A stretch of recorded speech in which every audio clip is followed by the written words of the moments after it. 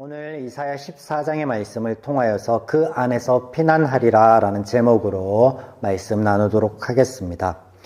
이사야 13장부터 23장까지는 열국을 향한 메시지가 등장하고 있습니다. 지난주에 그 첫 번째로 바벨론에 대한 메시지를 살펴보았습니다.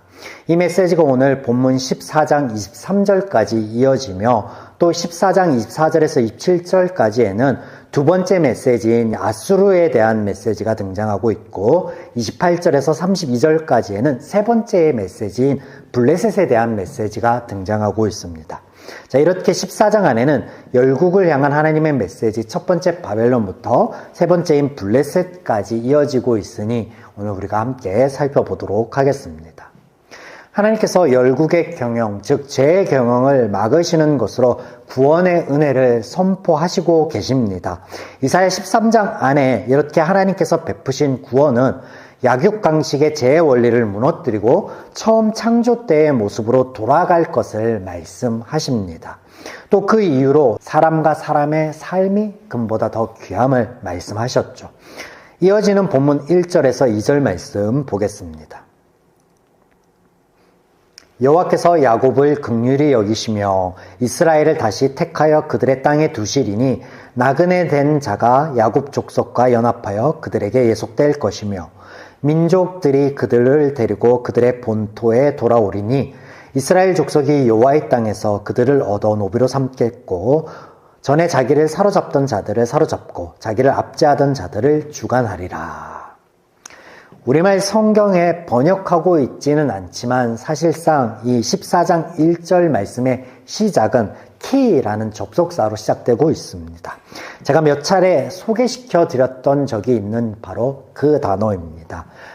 이 용법을 보면 주로 이유에 대한 직접적으로 이유를 가리키는 접속사로 사용되고 있는 것 우리가 그간에 여러 차례 살펴보았죠. 이 말은 13장에서 시작된 열국을 향한 그 첫 번째 메시지의 결론부로 오늘 14장이 이어지고 있다라는 것을 우리가 알 수 있는 대목이기도 하다라는 것입니다.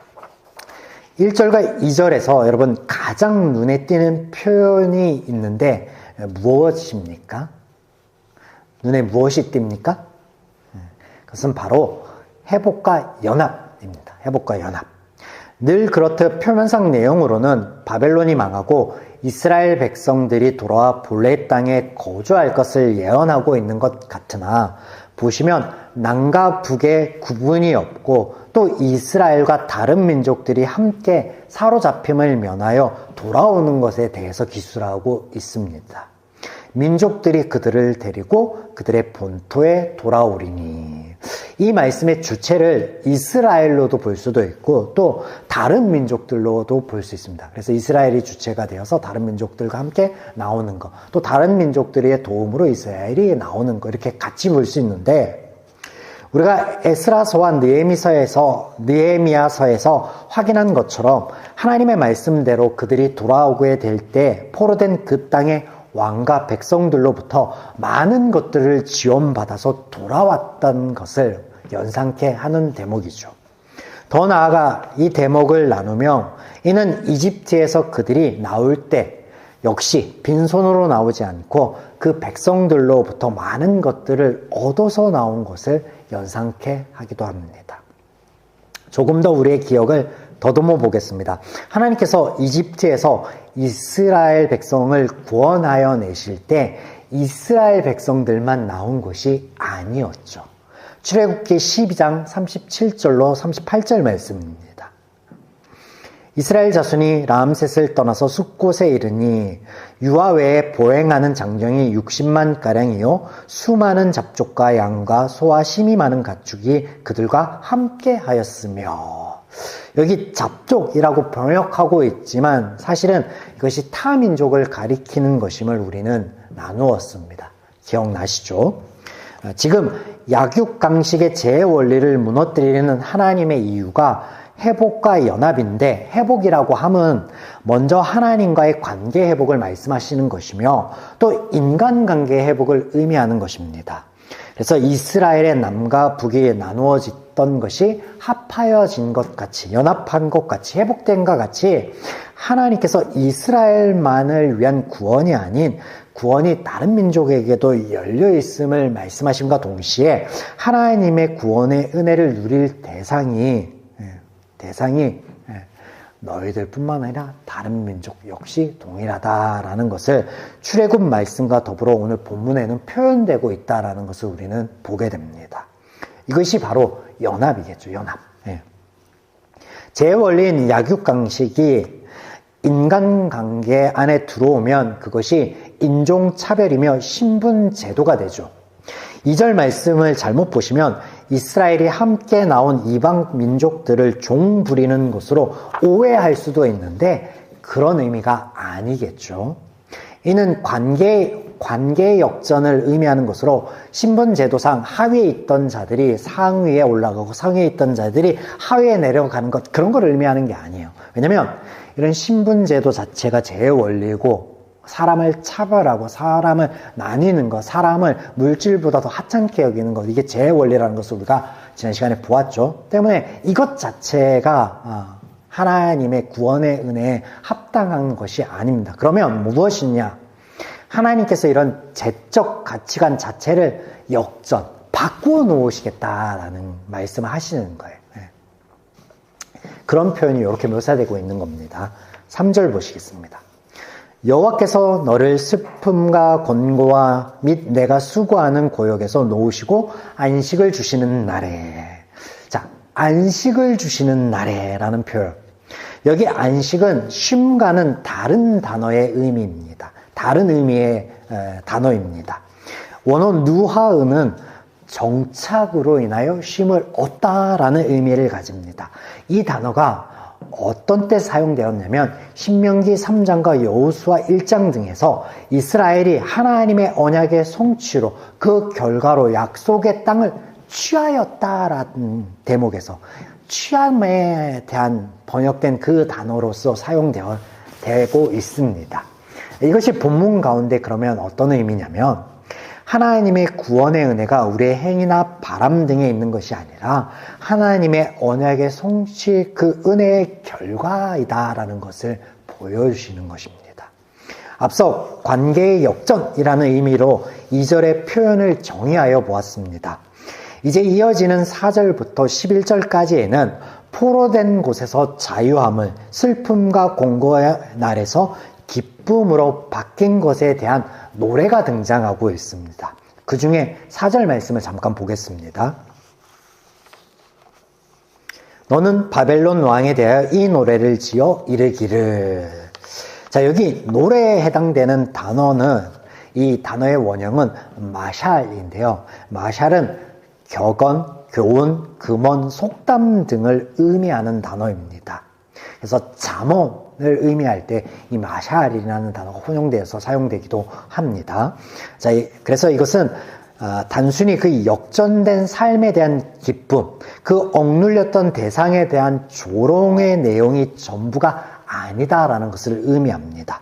표면적으로 이스라엘이 그들을 억눌렸던 바벨론 왕에 대한 조롱조의 표현들이 계속 등장하고 있는 것을 보게 되는데, 그런데 이 단어 때문에, 이 노래라는 이 단어 때문에, 이 단어의 용례를 통해서 이것이 단순한 노래가 아니라 교훈을 담고 있는 것이다 라는 것을 우리는 알게 되죠. 이 교훈에 관한 내용이 바로 12절 이하의 말씀들 속에서 우리가 엿볼 수 있게 됩니다. 12절로 넘어가기 전에 여기 노래 가운데 수올이라는 표현이 등장하고 있어서 이것을 좀 정리해보고 넘어가도록 하겠습니다. 수올은 죽어서 가는 미지의 세계 혹은 하나님과 완전히 단절된 세계를 의미하는 것으로 말씀을 나누면 제가 몇 차례 소개시켜 드린 적이 있습니다. 성경에서 이 단어가 처음 언제 등장하냐면 야곱의 입을 통해서 등장하게 됩니다. 창세기 37장 35절 한 군데만 좀 보시겠습니다. 그의 모든 자녀가 위로하되 그가 그 위로를 받지 아니하여 이르되 내가 슬퍼하며 수월로 내려가 아들에게로 가리라 하고 그의 아버지가 그를 위하여 울었더라. 자, 이게 어떤 장면이냐면 야곱의 편애와 또 요셉의 미숙함을 통하여서 그 형들이 미워하던 동생을 노예상에게 팔아치운 후에 아버지에게 가서 이야기하기를 사나운 짐승이 그를 해하였다라고 해서 죽었다, 시체도 못 건졌다, 이렇게 이야기를 듣고 난 후에 야곱이 고백하는 내용입니다. 자, 이후에 이런 비슷한 류의 그의 고백이 창세기 42장과 43장에 3-4차례 더 반복되어집니다. 자, 이것을 통해서 우리가 무엇을 알 수 있냐면 하나님께서는 말씀하시지 않았으나 이미 고대 때부터 수월이라는 개념이 사람들 사이에 있었고 이것이 통용되었다라는 것입니다. 여러분 기억하실지 모르겠으나 품삯을 위해 야곱이 가축의 짝짓기 시기에 어떤 주술적인 행위들을 했는지 떠올릴 겁니다. 자, 하나님께서 지금 이사야의 입을 통해 교훈의 메시지를 주시는데 여기 사람들은 물론 죄인들입니다. 그들이 가지고 있던 이런 수월이라는 개념을 통해서 사용하고 있다라는 것이죠.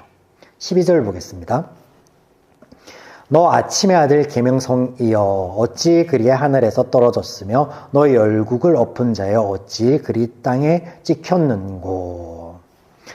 계명성이라는 표현이 등장하고 있는데 이 구절을 통해서 초대교회에서는 사탄의 타락의 기원을 이해하고자 이 본문을 활용하였습니다. 무슨 말인지 간략하게 소개하고 넘어가 보도록 하겠습니다. 누가복음 10장 18절에 보시면 사탄이 하늘로부터 번개같이 떨어졌다라는 예수님의 말씀이 등장하고 있고 요한계시록 18장 2절 등을 통해서 요한계시록 안에서는 이 바벨론에 대한 언급이 많이 등장하는데 무너졌다 큰 성 바벨론이요. 이 바벨론을 어떤 사단의 통치 혹은 죄의 영역으로 표현하고 있습니다. 이런 것들을 연결해서 해석하고자 한 것 가운데 오늘 본문을 타락한 천사, 사탄의 그 하늘에서 떨어지게 된 계기를 보고자 하는 그런 움직임이 있는데 개연성이 아예 없는 것은 아닙니다. 그러나 본문은 사탄의 타락의 기원에 대해 설명을 하는 것이다 라고 보기보다는 교만이라는 죄에 대한 말씀으로 보시면 좋겠습니다. 교만. 자, 보시겠습니다. 13절부터 15절의 내용을 보시면 어떤 내용들이 등장하냐면 지상의 최고의 자리에 오른 이 바벨론 왕이 하늘의 권세까지 정복해낼 수 있겠다라고 마음 먹는데 그런 어리석음 야심에 대해서 지적하고 그것이 하늘 꼭대기에서 하나님이 없는 땅 속 그리고 끌어내리는 어떤 원이 되었다 이런 말씀을 하고 계십니다. 자, 이 내용이 바벨탑을 쌓았던 창세기의 내용과 같음을 여러분 발견하게 될 겁니다. 이렇게 성경은 고대 금동의 정점에 오른 패자의 나라, 그 거대한 왕국을 움직였던 왕의 마음을 빗대어 교만이라는 것을 가르치고 계십니다. 여기까지 첫 번째 메시지를 좀 정리해 보겠습니다. 이사야서는 하나님의 구원하심이라는 주제를 우리에게 가르쳐 주시는 책입니다. 그중 열국의 경영을 막으시는 하나님의 역사는 죄의 경영을 막으시는 하나님의 구원의 역사를 가리키는 것으로 10개의 나라에 대한 메시지를 통해 그 구체적인 내용들을 보여주신다라고 말씀을 드렸습니다. 바벨론에 대한 메시지를 통해 약육강식의 죄의 원리를 끊으시며 관계의 회복을 시키시는 하나님, 이를 통해 마땅히 존중받아야 할 생명과 삶이 보장받게 될 것을 선포하십니다. 또한 이런 구원의 메시지의 결론부에서 바벨론 왕의 교만을 통하여 죄에 대하여 우리에게 교훈하여 주시는 것은 하나님께서 창조 세계 안에 질서 잡으신 것, 본문에서 언급되는 것을 통해 이것을 한계라고 이해해 보면 좋겠습니다. 물이 그 경계를 넘어 땅을 덮지 않는 것, 이것이 하나님의 질서이며 그 안에 물이 땅을 넘지 않고 머무는 한계라는 것이 있는 것, 여러분 아실 텐데 바벨론과 바벨탑 이야기 안의 죄는 이렇게 하나님께서 세우신 질서와 경계를 무너뜨리고 스스로 무엇인가를 하고자 하는 것, 경계를 넘고자 하는 마음이라고 하겠습니다. 우리 일상에서 많은 것들을 접목해서 생각해 볼 수 있을 텐데요. 나이를 역류해서 젊어지고 싶고자 하는 욕망, 나의 능력 밖의 일을 하고자 하는 욕망, 현실과 맞지 않는 꿈을 계속 뒤쫓는 허황된 꿈들, 이런 것들. 하나님께서 이런 제적 가치관이 관계를 훼손시키며 인격을 해치고 자신까지 무너뜨리는 것으로 하나님의 구원의 메시지 안에 교훈하고 있다라 할 수 있겠습니다. 제가 언급드리지는 않았지만 계속해서 반복되어지는 표현들이 있습니다. 이집트에서 나오던 때와 유사한 표현의 말씀들, 그리고 바벨탑 이야기를 떠올리게 하는 바벨론에 대한 메시지 등 이런 것들이 가리키는 것은 결국 하나님의 말씀의 일관성이에요. 그래서 성경 안에서 이런 표현들, 이런 계속적인 반복들은 하나님께서 동일한 말씀을 전하시고 계신다. 또 그런 하나님이 변하지 않으신다라는 것을 우리에게 알려주시고 보여주시는 대목이겠죠.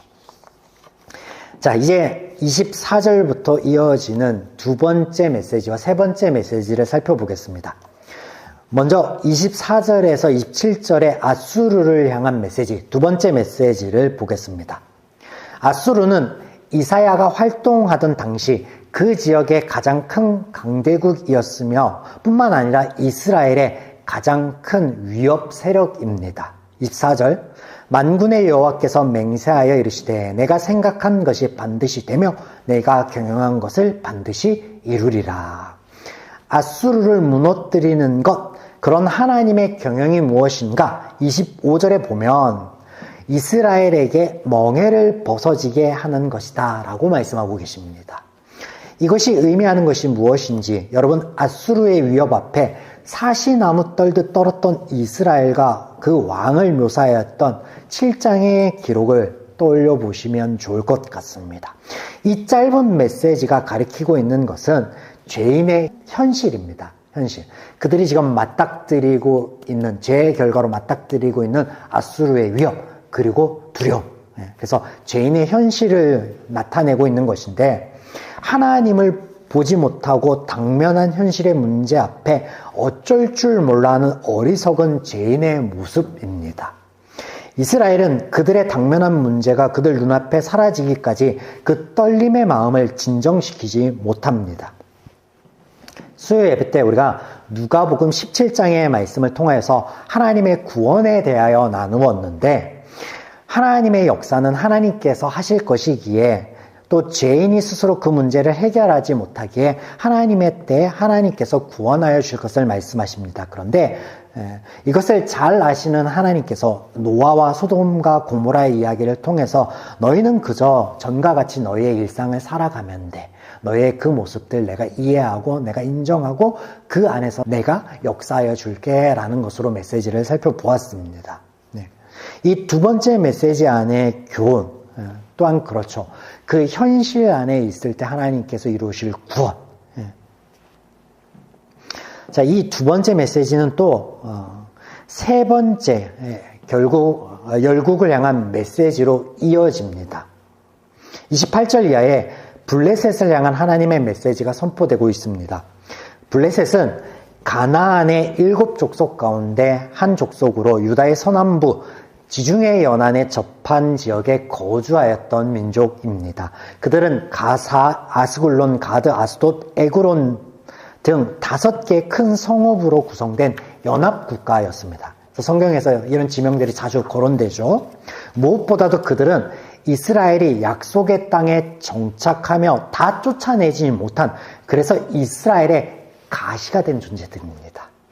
이스라엘의 역사 안에 끊임없이 그들을 괴롭혔던 존재, 하나님의 약속의 성취를 누리지 못하도록, 또 때로는 하나님 아닌 우상을 섬기도록 일조한 그런 세력으로 등장합니다. 결국 이런 삶의 가시가 현실의 문제 앞에 하나님을 바라보지 못하도록 하는 것이겠죠. 그래서 이 두 번째 메시지와 세 번째 메시지가 연관이 있고 연결이 된다라고 말씀을 드리는 것입니다. 하나님을 바라보지 못하는 것은 평안을 누리지 못함, 하나님의 약속의 성취를 믿지 못하고 바라보지 못함입니다. 아수르와 블레셋의 패망이 가져다 주는 것 32절 말씀입니다. 여호와께서 시온을 세우셨으니 그의 백성의 권관자들이 그 안에서 피난하리라. 시온이라는 지명, 제가 설명을 드렸죠. 이사야서 말씀을 나누며 이것은 하나님의 언약, 말씀을 가리키는 것으로 때문에 이 시온 안에 피난하였다라는 것이 의미하는 바는 하나님의 말씀 안에 든든히 서는 것을 의미합니다. 이것을 역으로 우리가 생각해 보면 하나님의 말씀을 가까이 함과 또 그 말씀 안에 우리가 든든히 서 있을 때 우리의 마음과 생각을 지키는 것이겠죠. 그러면 현실 앞에 죄의 문제들이 해결되는 것으로 오늘 성경은 우리에게 말씀하여 주십니다. 이것이 블레셋과 같은 가시를 제거하고 아수르와 같은 현실에서 두려움으로 일관하는 죄의 고리를 끊는 것이겠죠.